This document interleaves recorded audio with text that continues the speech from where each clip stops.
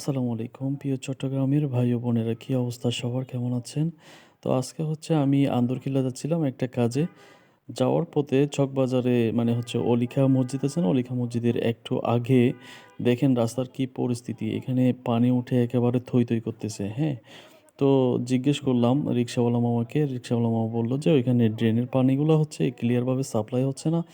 এইজন্য আরকি রাস্তায় পুরা মানে কি একটা অবস্থা দেখেন। এখানে বড়, বড় গাড়িগুলো ছোট গাড়িকে পানি দিচ্ছে স্পিডে চালায় দেখেন। তো এই আরকি চট্টগ্রামের চকবাজারের একটু আগের অবস্থা। তো এই ব্যাপারে আমি আসলে সঠিক জানি না। রিক্শাওয়ালা মামা যেটা বলল ওইটাই। চট্টগ্রামের যারা আছেন তারা অবশ্যই জানাবেন এখানে আসলে পানিগুলা কিসের থেকে জমা হইছে।